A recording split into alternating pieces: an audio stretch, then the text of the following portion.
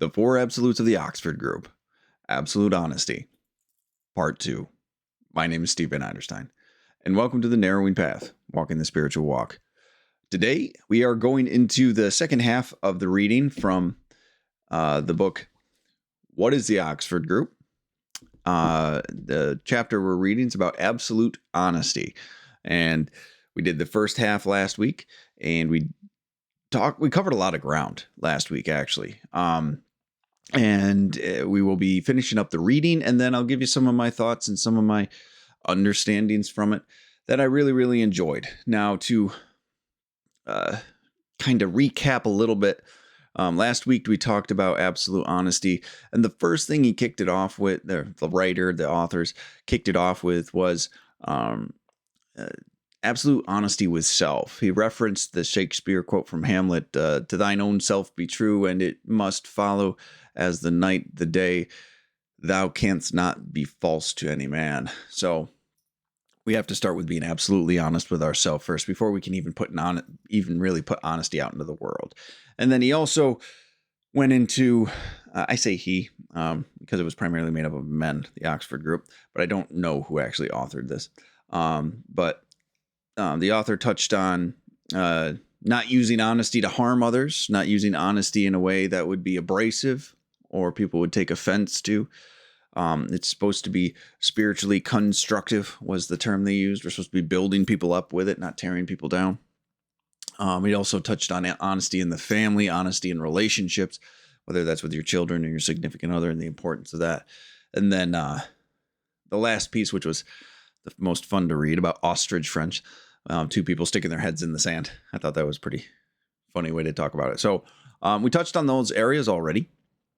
So we're going to get into the last 4.5 pages of reading. Not really 4 pages plus like 5 lines from one before, and finish up the chapter. So here we are. This is a first edition copy of What is the Oxford Group that I will be reading out of. I highly recommend you get it as well, just because they talk about much more than the 4 absolutes in this book. And a lot of it's really, really relevant to spiritual growth and spiritual living and spiritual practices that anybody can practice. This isn't only about recovery from substances and alcohol. This is about growth and living in a much different way. So I encourage anyone to take a read for it. So here we go. This is the second half of the absolute honesty reading in the book, What is the Oxford Group? Here we go.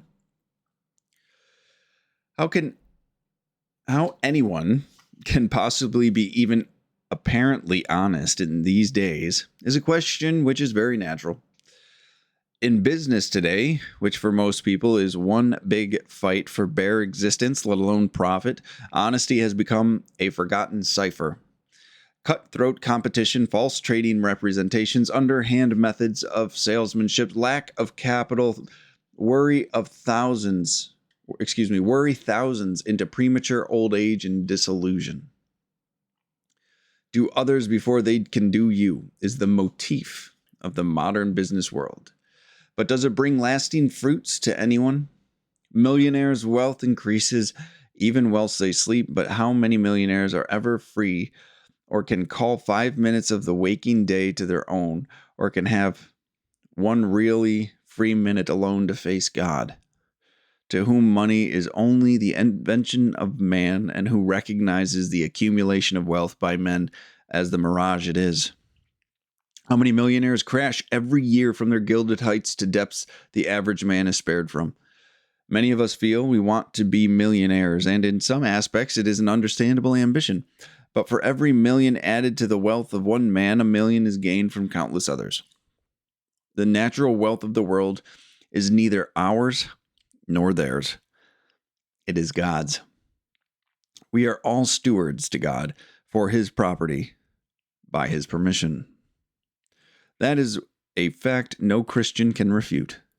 As that is so, why should we be so ridiculous as to think we can prosper to any real happiness if we use dishonest methods to gain undue possession of the wealth which at its source is absolute honesty? The popular belief is that honesty cannot go hand in hand with business, but it can.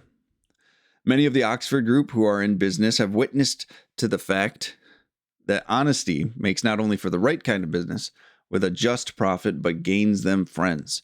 And any astute businessman knows that a friend in the business world is a considerable asset. Being honest in business does not mean being a fool. Render therefore unto Caesar the things that are Caesar's, and unto God the things that are God's, said Christ. Absolute honesty in business means our being level, our playing the game of business as cleanly as we would play any other game. We blackball a man from decent society when he cheats at cards. Then how much more should decent society blackball a man who cheats the poor, robs defenseless widows and orphans by his ruthless methods to gain more wealth than he can ever make use of, although his methods of robbery may be within the law? The business world of today must be cleaned up, and swiftly, if the devastating moral degeneration its tendencies are causing is to be checked before they have made a lasting, harmful impression on the lives of millions. Whatsoever ye do, work heartily as unto the Lord, and not unto men, said St. Paul. Whatever work in our life, absolute honesty can bring it to the only fruition that is worth having. How many of us feel impelled to stop working when the person who oversees us has turned his back? It is a natural inclination, but typical of our inborn desire to give only as much as we are compelled to for the wage we are paid. What of those who do just the amount of work we need to, in just the way we want to do it? And although we are paid to give our best, we feel we do not see why we should put ourselves out to give it unless compelled to. Many of us are inclined to forget that unless we give our best in the best possible way and spirit, we cannot expect to get the best either out of our present life or the future. Do we recognize that dishonesty is at the root of our lassitude in the way we perform the work we are paid for? It is spiritually interesting to analyze our working methods and try to discover if we have ever considered absolute honesty in any remote way as the due, not only of those we work for, but of the work which is in itself one of the greatest blessings ever bestowed upon mankind. Some Christian sects spend money, precious time, and talents in proving their exclusive right to be the real and sometimes the only true religion as propounded by Christ. Their statements and reasons for this are mainly honest convictions from good living people, but how many of these good living people can face the absolute Christ? Honesty which would show them that uncompromising sectarianism has kept more people away from places of worship than it has attracted to them. How many will tell us, quite honestly, that all that really matters to the world is that Christ should that Christ should rule where men have failed? How many will confess, in absolute truth, that thousands of clean living and thinking people prefer to remain spiritually asleep and enjoy the good things of life without religion, because the Christian faith makes no appeal to them? All these sects face absolute honesty. Will all these sects face absolute honesty and admit it is not these naturally clean living people who have failed religion, but it is the religions that have failed them? How many more clergy will join those who have surrendered their lives to God and witnessed for Christ and tell us, and at the same time God, that they have realized that in their ministries they have taken the letter for the Spirit, but that henceforth Christ is going to be as real to them as he was to his disciples? Most clergy are careful in the carrying out of their responsibilities in their faith, But if they are to bring about the renaissance of Christianity for all, they must recognize Christ not as a faraway ideal, but as a close and living reality. To us laymen, the Oxford Group stresses absolute honesty in the practice of our Christianity as part of paramount importance, not only to the religions of which we are members, but to the living faith of Christ the King. How many of us are really living lives of absolute sincerity of Christian purpose? Do we really practice on Monday what we have professed on Sunday? Are we in practice soldiers of Christ the King? Or do we, when we sing lustily that we are his Christian soldiers, feel stirred for the moment and then desert the ranks directly the hymn has ended? How many of us, whether with a place of worship, how many of us care whether the place we worship in is empty or full, as long as we are spiritually content and the sermons are not too long? Have we made much or any effort to get those outside to come in and find Christ in our religion, or do we think that is the parson's business? Are we real Christians? Do we even know what the full significance of the word? Do we even know the full significance of the word Christian? Is ours a faith we are proud of when we argue about it with an outsider, but one which does not make us argue within ourselves whether we are really a good example of the products of that faith? What about the layman's absolute honesty? If we expect the clergy to have and practice it, we must practice it ourselves. And that brings us to the end of the absolute honesty chapter. Next is going to be absolute purity. But wow, when I read that, those are two kind of very, very polarizing,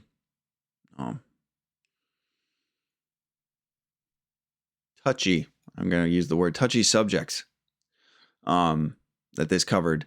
These were two areas of living that have a lot of contention in them. We're talking about business and we're talking about religion, specifically Christianity we talked about here. But a lot of the questions and a lot of the practices it talked about should really be something everybody of a spiritual practice asks themselves. So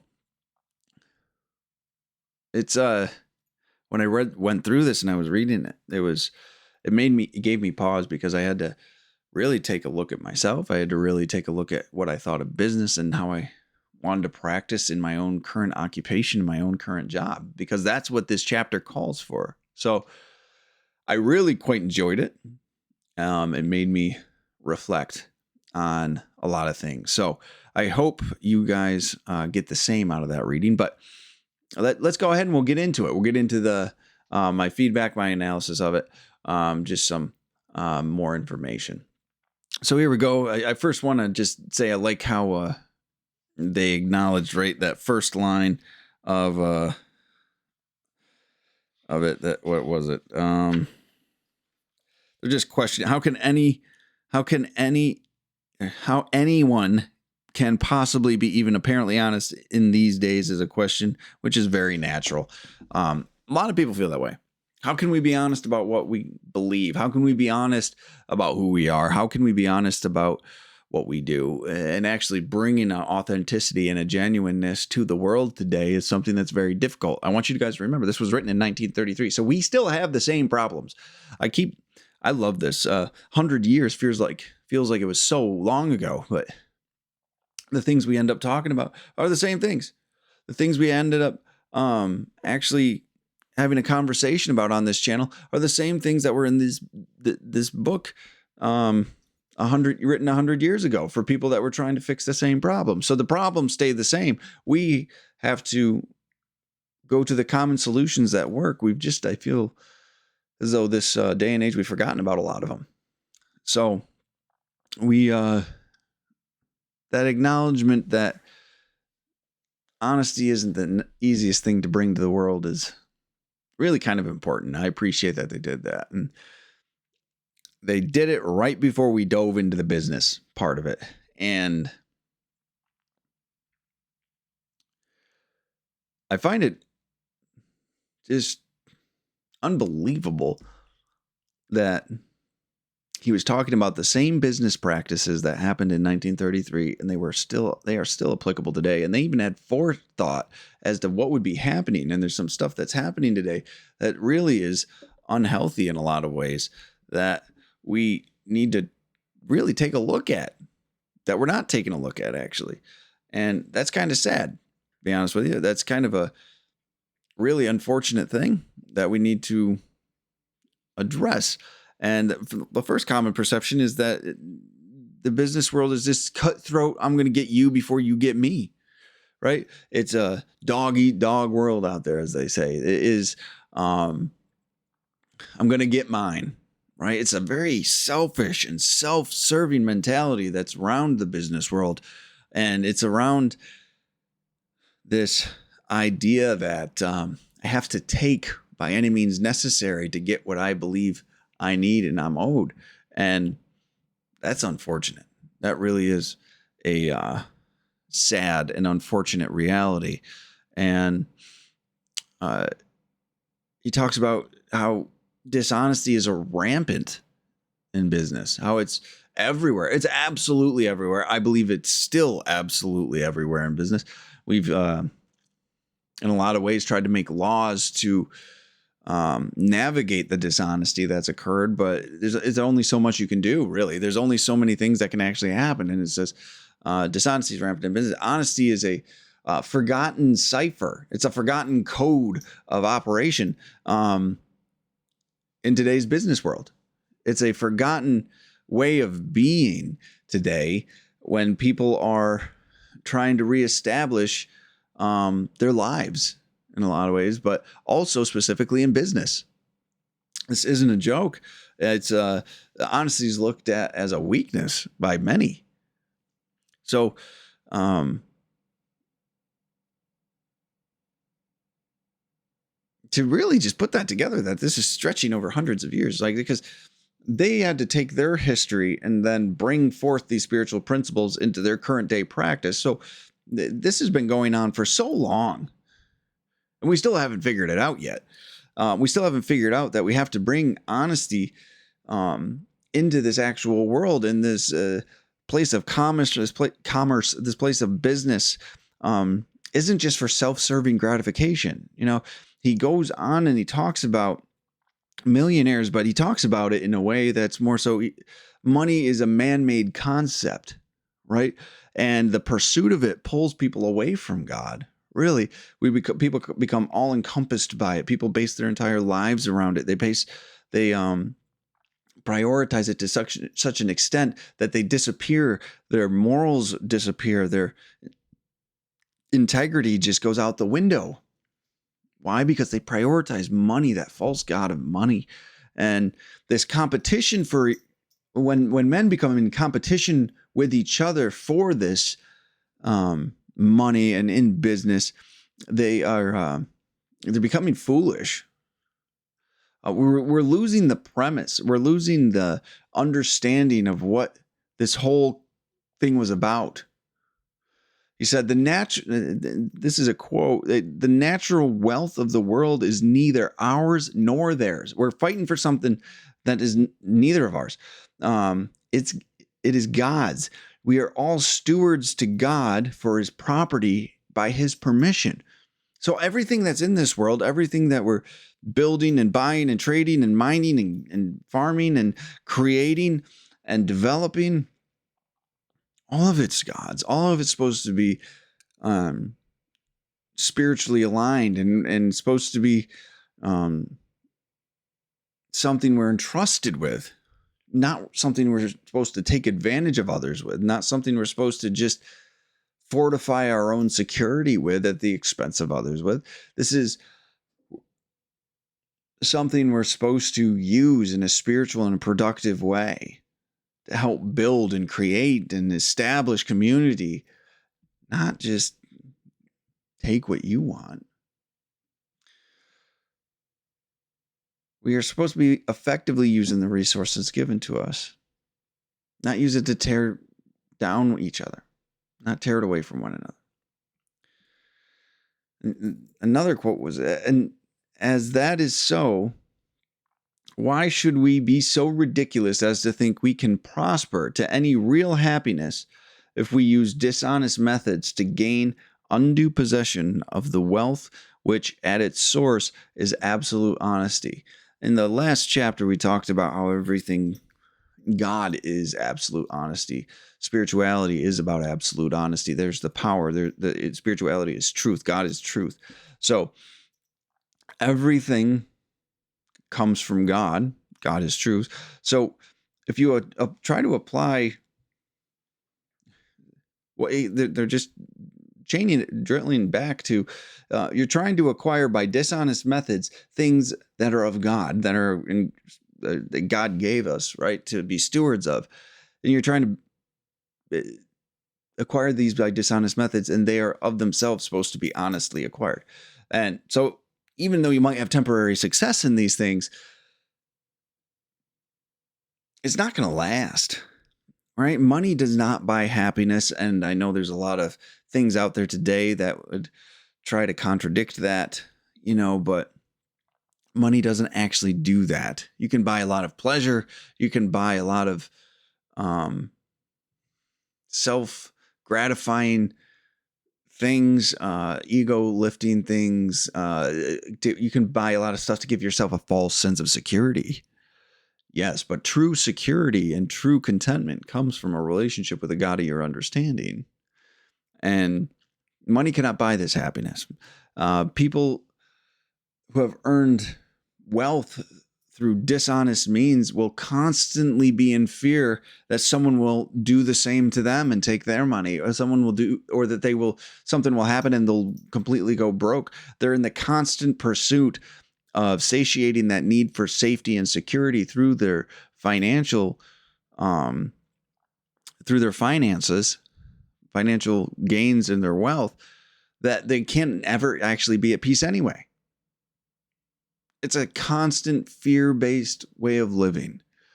So even if someone ends up retaining money that was dishonestly made, they'll always be unsettled with themselves. They'll always be in a position where they find it difficult to live, right? Or they have a preoccupation with the money and business and growth and all of these other things to make sure that they hold on to it.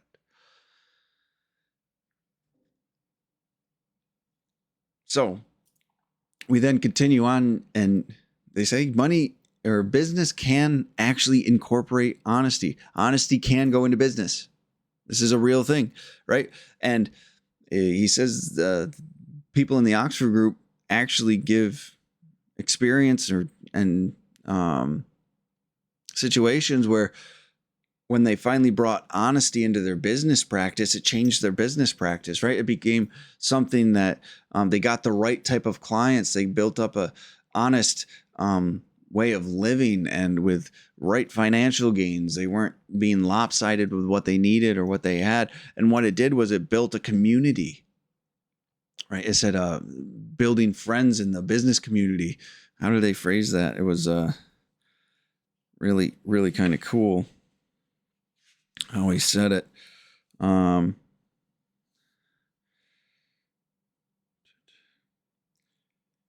Many of the Oxford Group who are in business have witnessed to the fact that honesty makes not only for the right kind of business and just profit, but gains them friends. And any astute businessman knows that a friend in the business world is a considerable asset, right?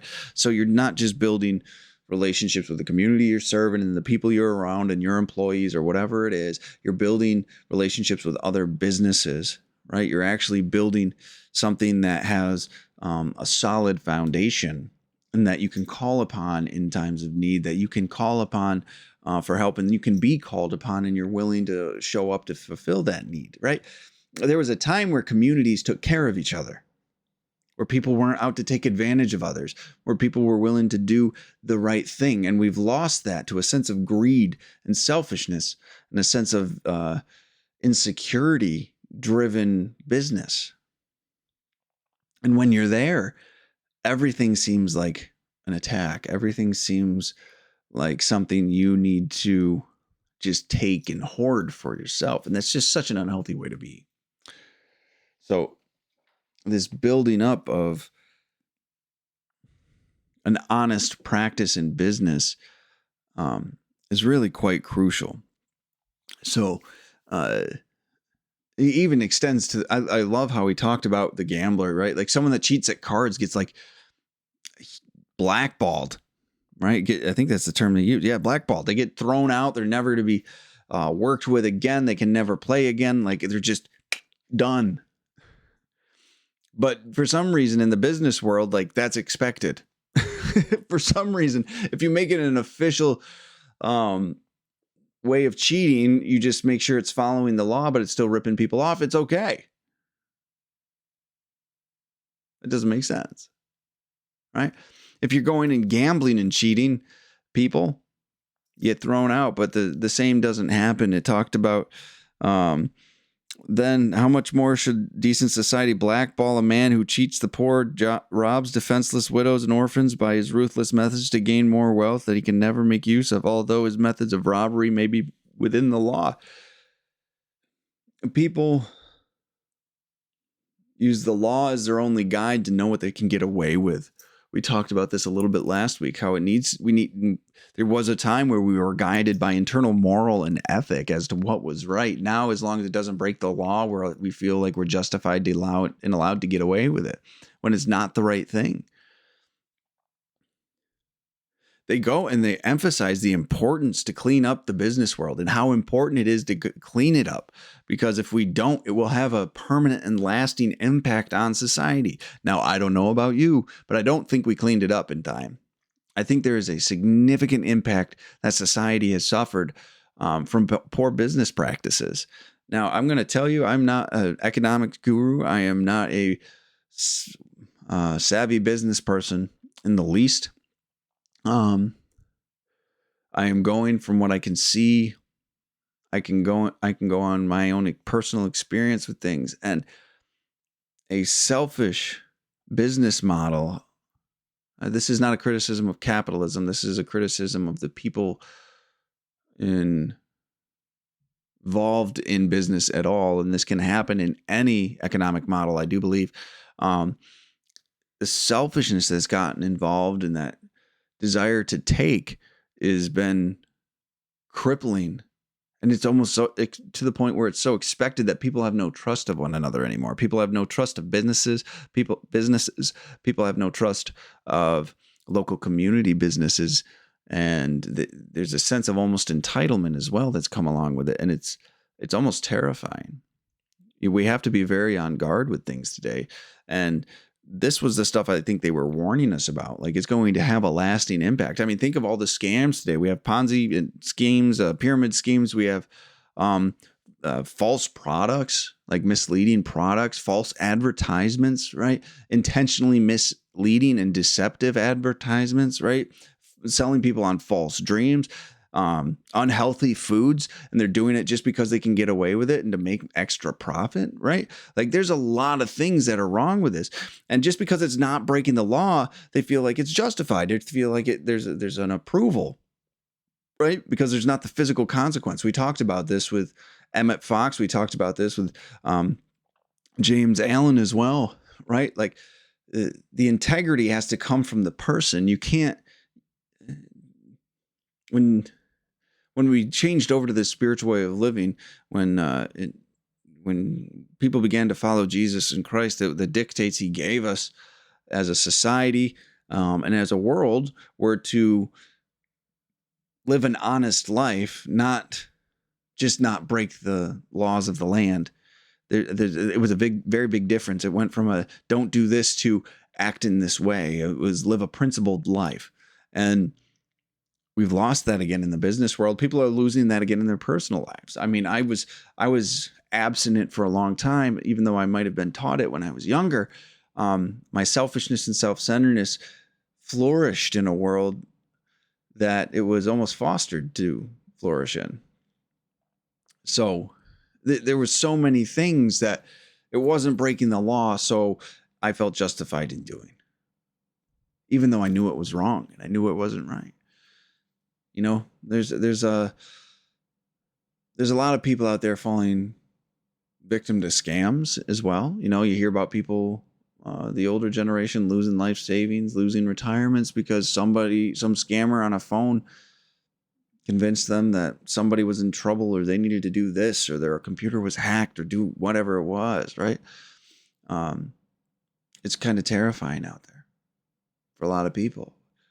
I feel as though we've got a lot of work to do in bringing integrity back to the business world. So, and bringing that absolute honesty is a key. They said in the chapter reading, whatever our work in life, absolute honesty can bring it to the only fruition that's worth having, right? If you have to be deceptive to have something grow in a way you want it to grow, or if you have to be dishonest in any way, it's not worth having it, right? Let something grow authentically. Let something grow honestly. Grassroots, whatever you want to say, foundationally. And that will be something worth having. Trying to overinflate something because it was something you wanted to sell quickly so you could make money and this and that, and it was just to play the game. It's not worth having. The only worthwhile way to do anything is honestly. That's the only way we can have it align with our integrity and our soul and the dictates of a God of our understanding and a higher power, whatever that might be. If you believe in the universe and Mother Nature and Source, right? Like this is integral to all of it, right?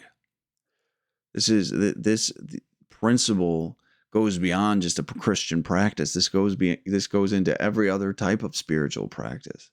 I always want to make sure I emphasize that. I know these books that I pick sometimes are heavily Christian influenced, and I speak from a Christian perspective. But the reality of it is, this goes into any spiritual practice. This goes into any spiritual way of life.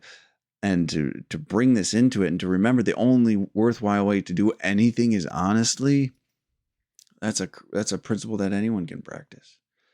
That is something that everyone needs to keep in mind.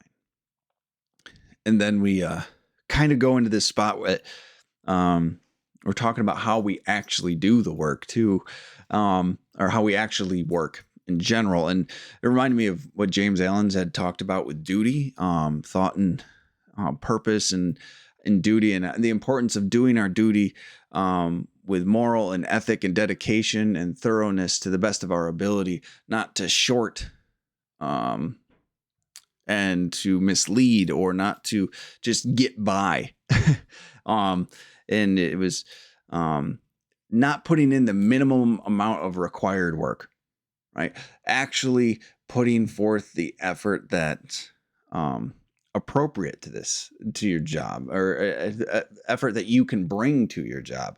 It's not just about what you can get away with, you know?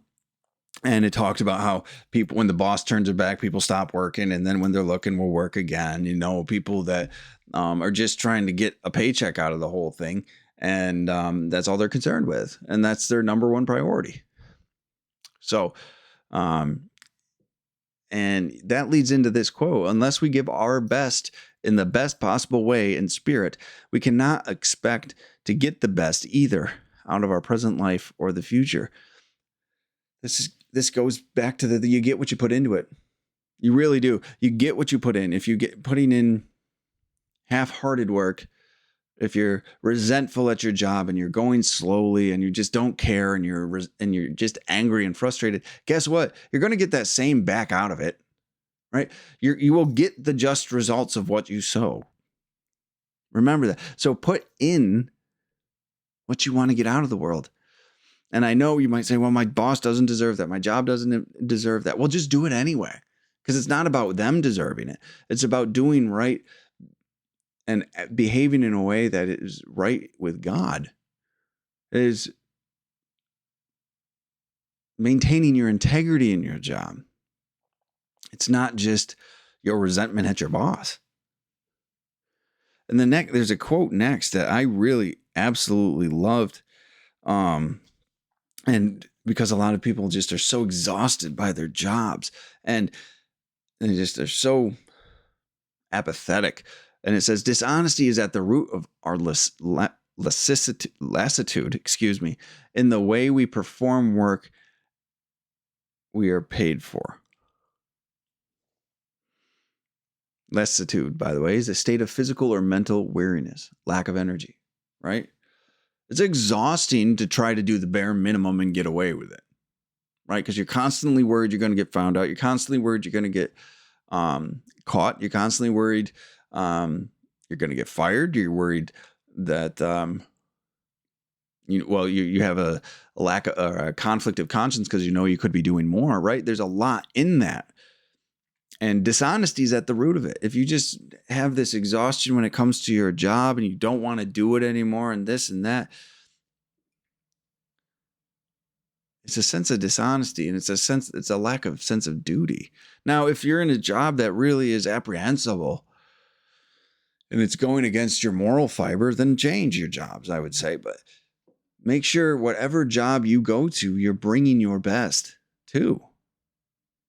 That desire to just get by brings you an exhausted life, brings you an exhausted mental state as well. So dishonesty is the reason we're tired with our jobs, which when I read that and really thought about it and contemplated that, it was so true. It is so true.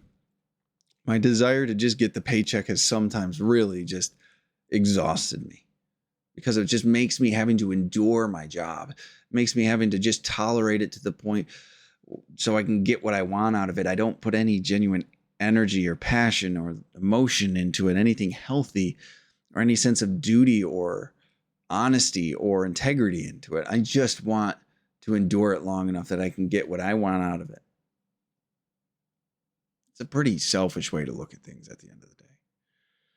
So take a look at yourself and your work habits through this lens of absolute honesty and see what you find. I got to tell you, I was not completely pleased with the way I present myself sometimes at my job after I looked at it through this. The phone's a distraction. We do a lot that puts us in a compromising position when we could be, instead of being overwhelmed with our jobs, trying to distract ourselves from our jobs, we could be putting more effort into our jobs and actually getting to a place we're happy with and being proud of the work we do. And that was quite a realization for me.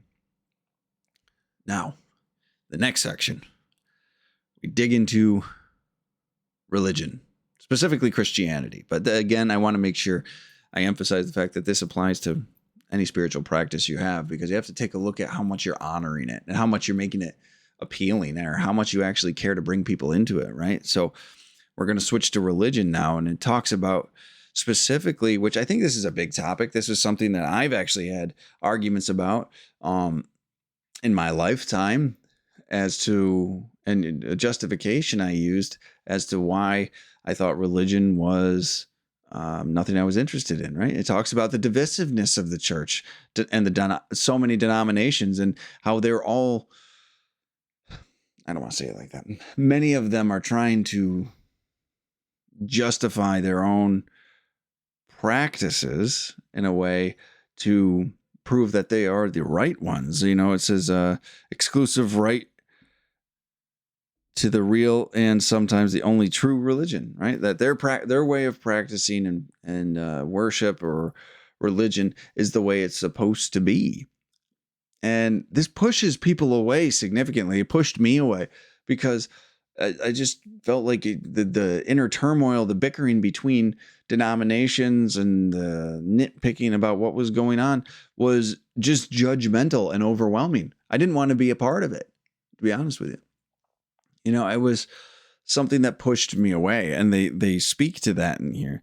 They speak to the fact that this has to be something we need to actually address, right? Are we inviting environments for people to come and follow us spiritually, for people to come and take the truths that we know and apply it to their own lives, right?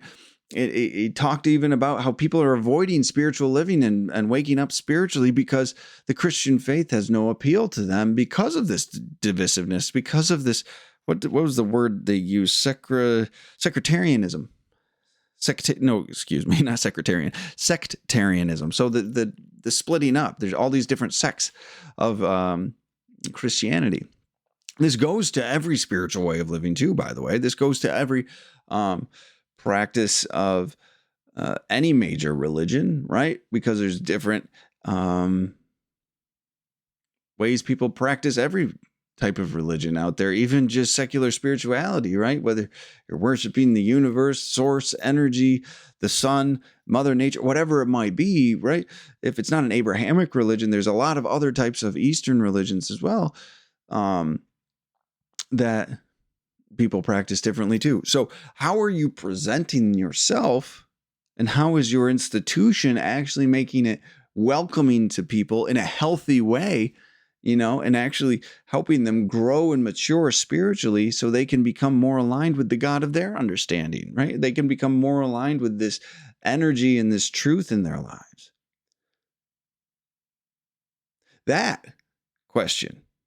Those questions, I should say, is where absolute honesty comes in. And they referenced it.